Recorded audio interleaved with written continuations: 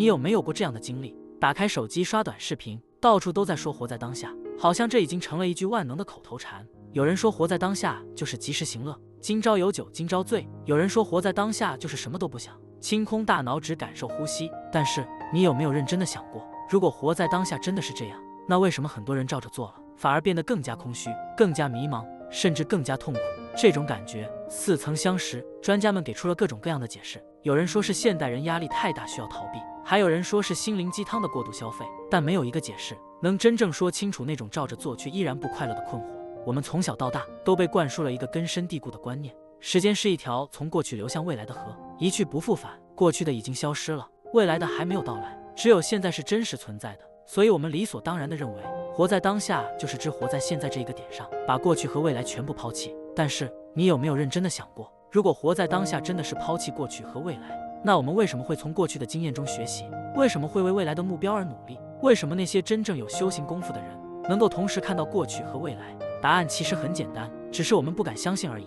你以为的活在当下，并不是只活在现在这一个瞬间；你以为的过去，并没有消失在某个遥远的地方；你以为的未来，也不是还没有到来。他们不是在时间的长河里依次排列，等着你一个一个去经历，他们就在此时此刻，就在当下这一面，与你同时存在。你没有听错，真正的活在当下，是同时活在过去、现在和未来里。这不是我凭空捏造的说法，也不是什么外道的邪见，这是佛陀在2500多年前在菩提树下证悟的宇宙人生的真相。这是佛教各宗各派，从原始佛教到大乘佛教，从说一切有部到华严宗，共同认可的一个核心修行原则。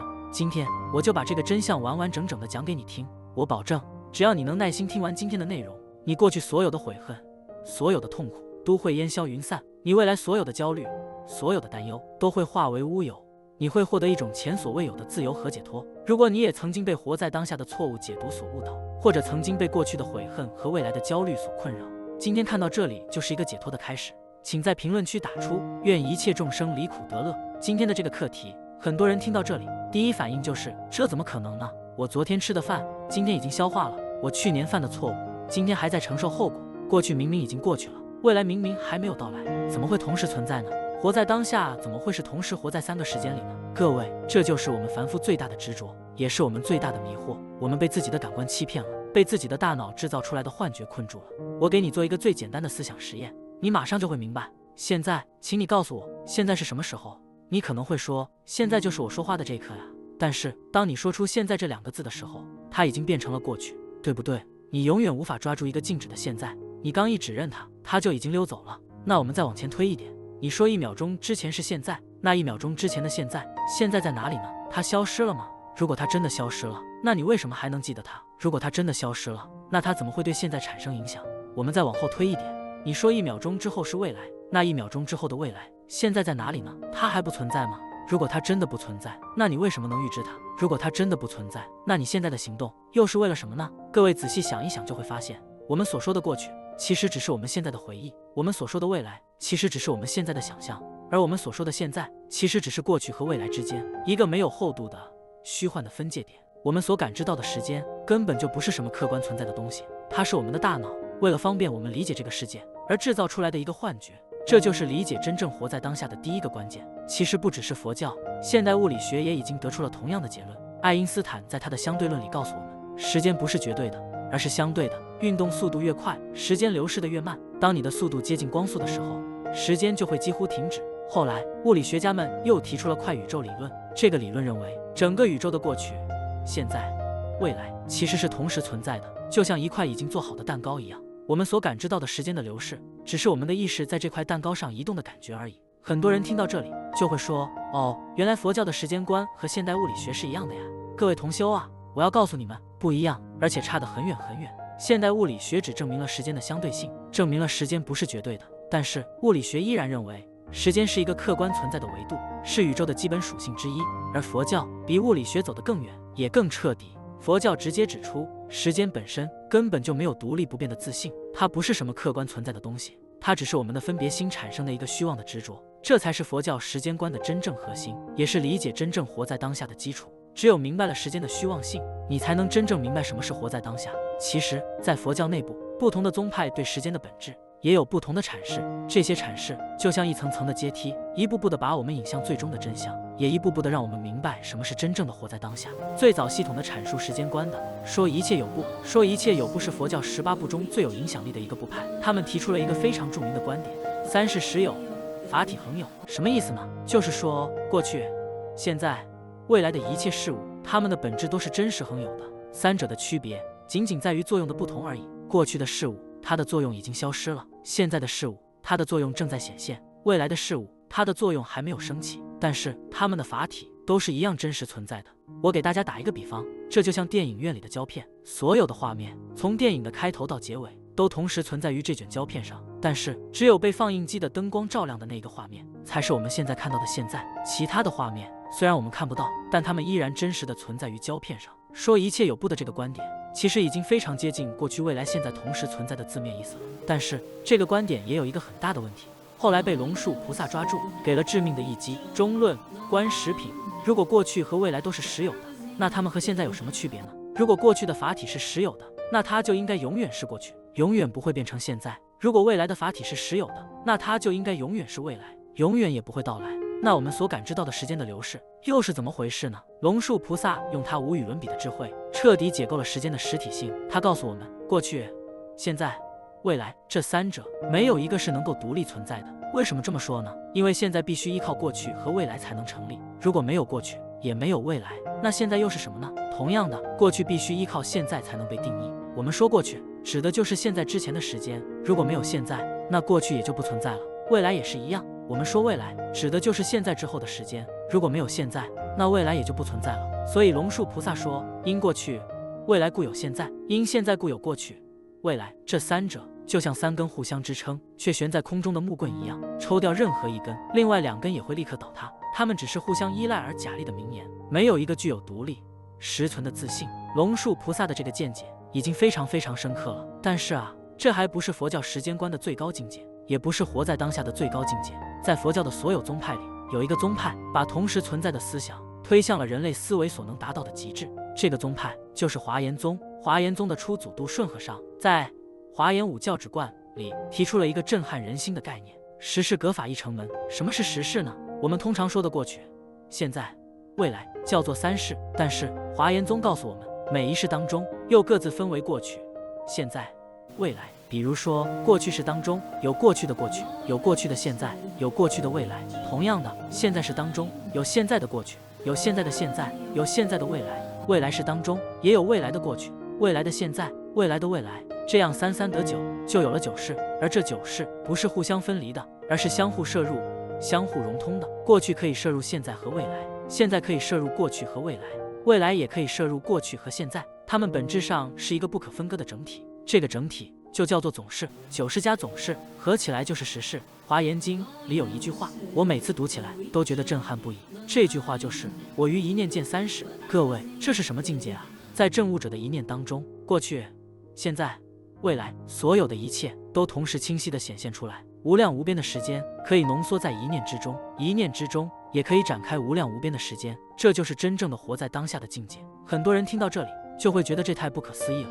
我给大家讲一个真实的禅宗公案，你们就会明白了。这个公案出自《五灯会元》卷第5，是清源下四世头子大同禅师的开示。有一个僧人问禅师：“师傅，您在这山里住了30多年，到底见到了什么境界？”头子大同禅师淡淡的说了7个字：“鸭脚女子白头丝。”那个僧人一听，当下大悟：“你们听懂这7个字的意思了吗？什么是鸭脚女子白头丝？一个梳着鸭脚的小女孩，明明还是豆蔻年华，头发却已经白了。在我们凡夫的认知里，这是不可能的事情。小女孩要经过几十年的岁月，才会变成白发苍苍的老妇人。但是在禅师的境界里，这一切都同时存在。当你看到那个梳着鸭脚的小女孩时，她未来白发苍苍的样子，其实已经在当下这一刻显现出来了。过去的她，现在的她，未来的她，不是3个不同的人，而是同一个生命在不同时间点的显现。它们全部都同时存在于当下这一念之中。当你真正专注于当下这一念的时候，时间的界限就彻底消失了，没有过去，没有未来，只有当下这一念的圆满。这就是一念万年，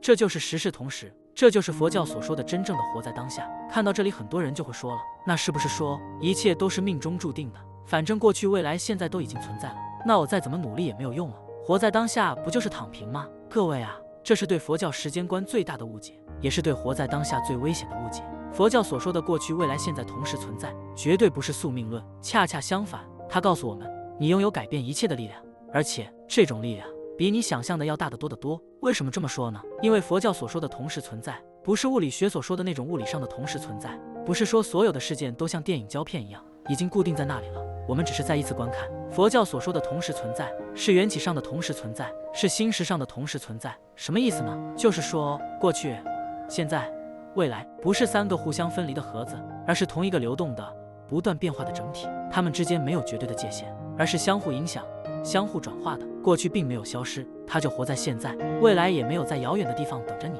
它就孕育在现在。而现在就是过去和未来交汇的地方，是你唯一能够改变一切的地方。这就是活在当下的真正意义所在。我先给大家讲一讲，真正的活在当下如何帮助我们解脱过去的悔恨。我相信在座的每一个人心里都有一个过不去的坎，可能是你年轻时说过的一句伤人的话，可能是你做错的一个选择，可能是你失去的一个人，可能是你犯下的一个无法弥补的错误。你时常在心里回放那个场景，骂自己，我当时怎么那么傻，如果当时我那么做就好了。各位同修，你们要知道啊，那个过去的事件早就已经结束了，那个伤害你的人早就已经不在了，那个犯错的你也早就已经不是现在的你了。但是他为什么还在伤害你？因为你每天都在当下这一刻，用你的念头把它重新创造出来。你每想一次我当时真蠢，就是在当下这一刻重新体验一次那个羞愧、自责、痛苦的时刻。你不是在回忆过去的痛苦，你是在当下创造新的痛苦。过去的那个事件只伤害了你一次，但是你自己却用你的回忆伤害了你自己成千上万次。这就是佛陀所说的第二支箭的寓意。然而这还不是最可怕的，最可怕的是你不仅在当下重新创造痛苦，你还在用你现在的痛苦去改变过去的意义。很多人以为过去是已经写死的剧本，是无法改变的，但是大家一定要记住这句话，过去本身根本就没有任何固定的意义，它的意义完全取决于你现在如何对待它。我给大家举一个例子，有两个人同样在年轻的时候创业失败，欠了一大笔债。第一个人从此一蹶不振，他每天都活在悔恨当中，逢人就说，我当年要是不那么冲动就好了，我这辈子算是毁了。结果他一辈子都没有再站起来，真的如他所说的那样，毁了自己的一生。而第二个人，他从失败中吸取了教训，重新振作起来，他努力工作，一点点还清了债务。10年之后，他成为了一个非常成功的企业家。当别人问起他当年的失败时，他笑着说，那是我这辈子最宝贵的财富，如果没有当年的失败，就没有今天的我。你看，同样的一个过去，在第一个人那里变成了一个永远的污点，一个沉重的枷锁，而在第二个人那里却变成了一笔宝贵的财富，一个成功的垫脚石。过去没有变，变的是现在的你，你现在的选择决定了过去的意义。这就是佛教时间观最伟大的地方，也是真正活在当下最伟大的地方。它告诉我们，你不需要回到过去去改变什么，因为过去就活在现在。你现在的每一个善念，每一个善行，都在净化过去的业力，都在重新书写过去的意义。那么具体怎么做才能从过去的悔恨中解脱出来，真正活在当下呢？我教大家一个非常简单也非常有效的方法，叫做过去解脱3步法。第一步，按下暂停键。当你又开始沉浸在过去的悔恨中时，立刻在心里对自己说，停，那个事件已经过去了，我现在的悔恨并不能改变任何事情，只会伤害我自己。第二步，提取唯一的教训，问自己一个问题，我从这个事件当中学到的最重要的一个教训是什么？记住，只能有一个，多了就是又在反刍痛苦了。把这个教训写在一张纸上，然后告诉自己，好了，这个事件已经完成了它的使命。第3步，用现在的行动重新定义过去，从现在开始，把每一件小事都做到极致。当你又一次完美的完成一个任务时，当你又一次帮助了一个人时，你不是在弥补过去，你是在重新书写过去。过去从来都不是你的敌人，它是你的老师，是你的养分，是你成为更好的自己的必经之路。我们再来看看真正的活在当下如何解脱未来的焦虑。如果说过去的悔恨是在当下重新创造痛苦，那么未来的焦虑就是在当下预知痛苦。现在这个时代，焦虑的人太多了，年轻人焦虑学业，中年人焦虑工作和家庭，老年人焦虑健康和养老。我见过很多人，他们明明现在过得很好，有一份稳定的工作，有一个幸福的家庭，有健康的身体，但是他们却一点都不快乐。他们把自己所有的精力都消耗在了对未来的担忧上，结果他们既没有享受现在的生活，也没有办法阻止未来可能发生的灾难，甚至他们用自己的焦虑亲手创造了那个他们最害怕的未来。这就是心念的可怕。美国心理学家米歇尔·纽曼与同事拉弗伦尼尔做过一个非常著名的实验，他让51名实验对象把自己未来10天内所有担心的事情都写下来，之后在接下来30天里再继续追踪这些担心到底有没有发生。最终统计结果非常震撼， 91.4%的担忧从头到尾都没有发生，只有约8.6%的担心成真。而在这成真的少数事件里，绝大多数实际结果都比当事人预想的要轻松好解决得多。各位，你看，我们花了那么多的时间和精力去担心那些根本就不会发生的事情，这是多么愚蠢、多么不值得的一件事情啊！而且更重要的是，未来根本就不是已经写好的剧本，未来是由你当下的每一个念头、每一个选择、每一个行动，一点点创造出来的。我再给大家举一个例子，有2个人同样在35岁的时候遇到了公司裁员的危机。第一个人从此陷入了深深的焦虑当中，他每天都在担心，如果我被裁了怎么办？我上有老下有小，房贷还没还清，35岁了，再找工作太难了。他吃不下饭，睡不着觉，工作时心不在焉，接连犯了好几个错误，结果他真的被裁掉了。而第2个人，他也知道裁员的风险，但是他没有焦虑，他对自己说，担心也没有用，我能做的就是把现在的工作做好，同时提升自己的技能。于是他更加努力的工作，把每一个项目都做到最好。同时他利用业余时间学习新的技能，拓展自己的人脉。结果他不仅没有被裁掉，反而因为表现出色得到了晋升。各位同修啊，你看，同样的一个未来，在第一个人那里变成了一个可怕的噩梦，一个无法逃脱的宿命；而在第2个人那里却变成了一个成长的机会，一个新的开始。未来没有变，变的是现在的你，你现在的选择决定了未来的样子。这就是佛教时间观最有力量的地方，也是真正活在当下最有力量的地方。它告诉我们，你不需要跑到未来去预防什么，因为未来就孕育在现在。你现在的每一个努力，每一个付出，都在创造着美好的未来。那么具体怎么做才能从未来的焦虑中解脱出来，真正活在当下呢？我再教大家一个方法，叫做未来解脱3步法。第1步，同样是按下暂停键，当你又开始焦虑未来时，立刻在心里对自己说，停，那个未来还没有发生，我现在的焦虑并不能阻止任何事情，只会伤害我自己。第2步，把注意力从未来的结果转移到当下的行动上，不要去想我会不会被裁，而是去想我今天可以把哪件事做得更好。不要去想我未来会怎么样，而是去想我现在可以学哪一个新技能，把那个巨大的、可怕的未来分解成一个个小的、可以立即执行的任务。第3步，用现在的行动创造未来。当你专注于当下的每一个任务时，你就不是在等待未来，而是在创造未来。未来那个从容、自信、成功的你，就是由现在这个认真、努力、专注的你一点点塑造出来的。未来从来都不是你的敌人，它是你的希望，是你的方向，是你努力的意义所在。讲到这里，很多人可能会说，哦，我明白了，佛教讲时间的虚幻性，就是为了让我们活在当下，对吧？是的，但是99%的人都理解错了活在当下的真正含义。他们说，活在当下就是及时行乐，过去的就让它过去吧，未来的不要去想它，今朝有酒今朝醉，明日愁来明日愁。还有人说，活在当下就是什么都不想，清空你的大脑，不要有任何念头，只感受当下的呼吸，当下的感受。各位同修啊，这不是活在当下，这是逃避现实，是麻木不仁，是动物式的生存。真正的活在当下，不是否定过去，也不是否定未来，而是同时活在过去、现在和未来里。真正的活在当下，是带着过去的智慧，怀着未来的希望，专注于现在的行动。它不是让你忘记过去，而是让你从过去的悔恨中解脱出来，把过去变成你的智慧和力量。